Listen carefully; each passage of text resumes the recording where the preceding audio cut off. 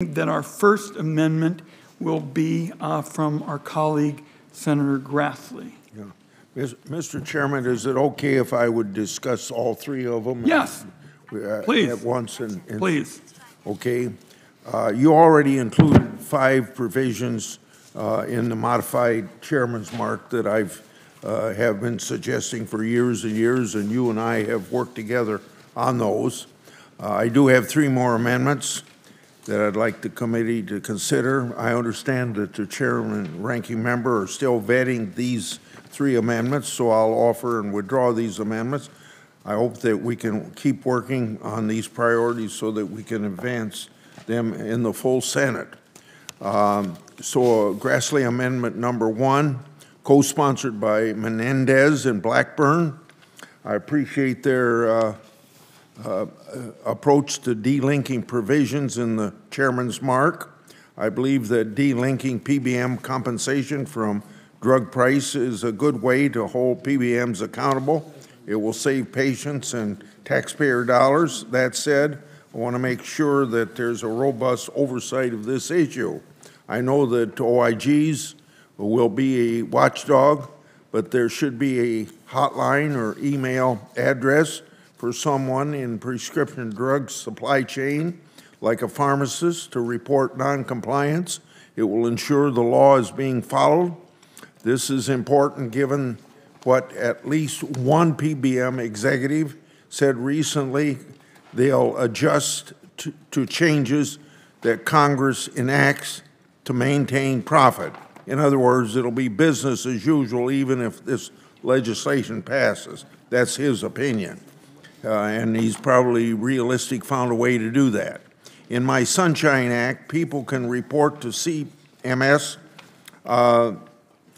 via email if a physician is not complying with the law. This amendment does the same thing. Given we're still working on technical assistance and CBO score, I would withdraw that amendment, but I hope the chairman and ranking member can commit to working with us on this and include it in the package. Robust oversight is needed.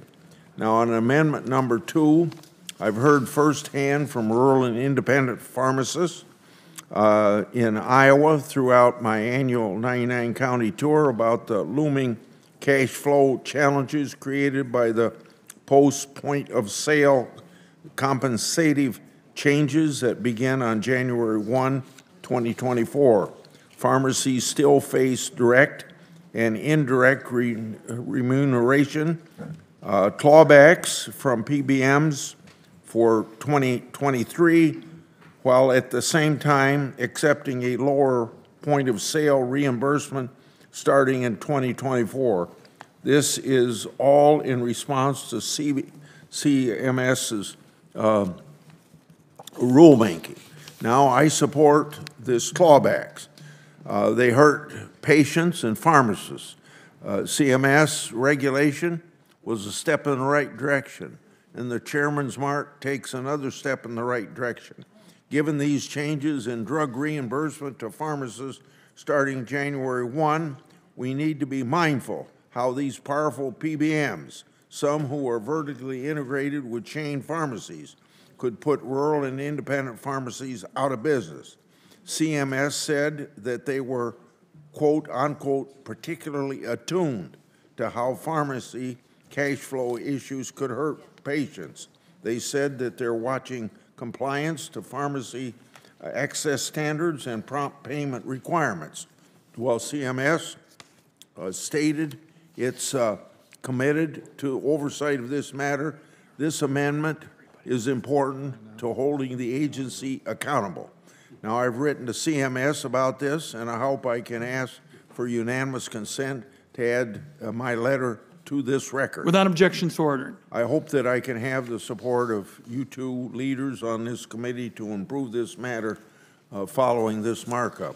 My last amendment, co-sponsored by Senator Brown, prescription drug presses need a dose of sunshine. Knowing what something costs before buying is common sense. For a long time, I've worked with Senator Durbin to require the disclosure of medication list prices in their advertisements. President Trump pursued this through regulation, and the Senate even passed the Durbin-Grassley measure in 2018. Obviously, it didn't get through the House.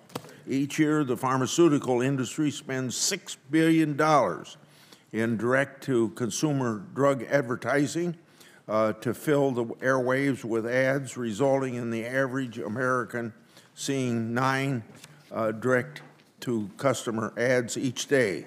Studies show that these activities steer patients to more expensive drugs, even when a lower-cost generic is available.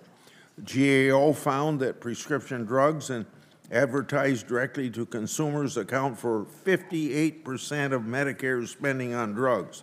We ought to require the disclosure of the list price on the TV screen and other advertisements so that patients can make informed choices when inundated with drug commercials.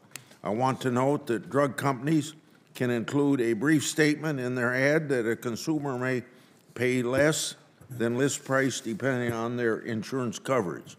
It's a shame Big Pharma doesn't want the consumer to know the price of a drug. I've been told this amendment does not meet the germaneness standard you've set up, Mr. Chairman, so withdraw, but I'll note that we've gotten technical assistance from CMS and a confirmation from CBO that this doesn't impact direct spending. I hope the chairman and ranking member can commit to working with me, Brown, and Durbin on this issue. I thank you for your courtesy in listening to my proposals. Thank you, and you're withdrawing the amendments at this time. We'll work very closely with you, Senator Grassley. You have spent years toiling away on these issues, and your commitment to patients and taxpayers is noted.